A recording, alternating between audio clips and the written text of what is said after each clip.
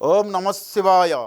శ్రీశైల మల్లికార్జున మేడారం సమ్మక్క సారక్క చిలుకూరు బాలాజీ స్వామి. ఓం నమ శివాయ. గోపురం టీవీ చూసే వాళ్ళ ప్రేక్షకులందరికీ నమస్కారం. నా పేరు రామ్ శాస్త్రి. చిలుక జోష్యం అంటే ఆ కాలంలో ఉంది, ఇప్పుడుంది, ఇక ముందు గుడుక నడుస్తుంది. చిలుక జోష్యం అంటే నిజముందండి, నమ్మండి, వినండి. ఇప్పుడు కొత్త సంవత్సరం అంటే చైత్రపుణ్యం.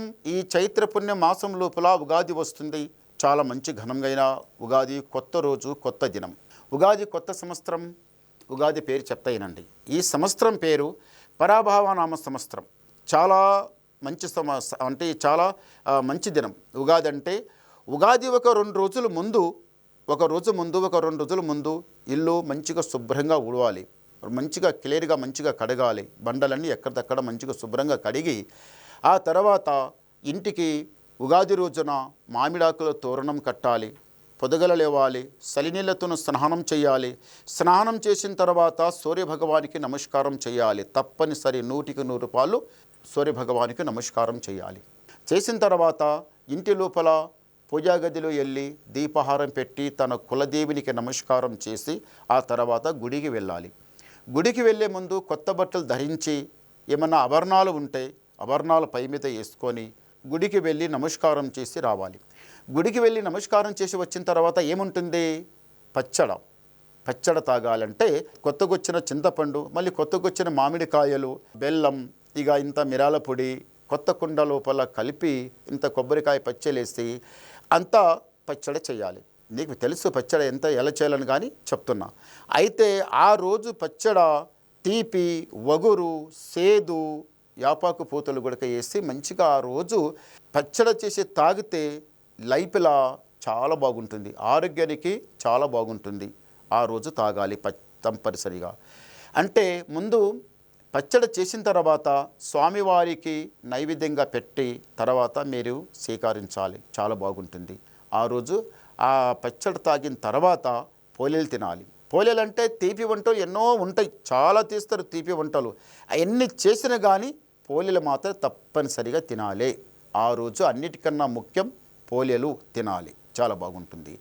మళ్ళీ ఒకటి, ఈ కొత్త సంవత్సరం అంతా లైఫ్ అంతా 12 రాశుల మీద ఏ రాశి వాళ్ళకి ఎట్లా గురుబలం ఎట్లా ఉంది, ఏ రాశి వాళ్ళకి శని బలం ఎట్లా ఉంది మేము ఎంత చెప్పినా కానీ ఇలా ఉగాది రోజున సాయంత్రం బ్రాహ్మణ్ దగ్గర వెళ్ళి తను చూపించుకోవాలి. ఎవరి పేరు మీద గురుబలం ఎంత ఉందో, ఎవరి పేరు మీద శని బలం ఎంత ఉందో చూపించుకోవాలి. ఇప్పుడు కూడా నేను చెప్పేది ఎవరి పేరు మీద గురుబలం ఎంత ఉందో, ఎవరి పేరు మీద శని బలం ఎంత ఉందో చెప్తా, వినండి. చిలకమ్మ, కన్యరాశి వాళ్ళ శాస్త్రము, కన్యరాశి వాళ్ళ భవిష్యవాణి, కన్యరాశి వాళ్ళ గణితవాణి. చిలకమ్మ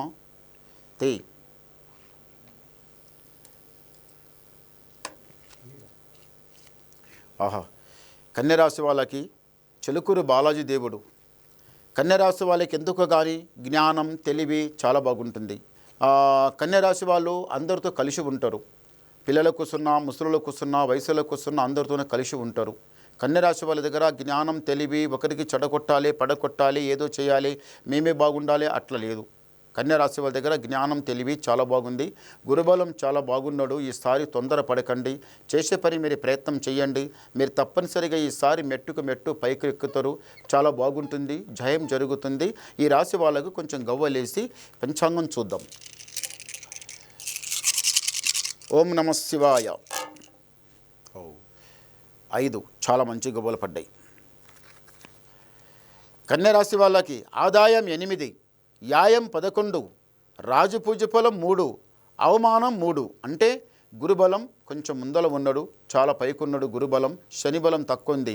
గురుబలం 8, శనిబలం 3. అంటే గురుబలం మీకు చాలా ఎక్కువ ఉంది. మీరు ఏ పని చేసినా మీరు తొందర ప్రయత్నం చేయండి. ఏదైతే ఆగి ఉన్నాయో పనులు అవి జరుగుతాయి. ఏదైతే చేయాలనుకుంటున్నారో ఆ పనులు జరుగుతాయి. జయం జరుగుతుంది.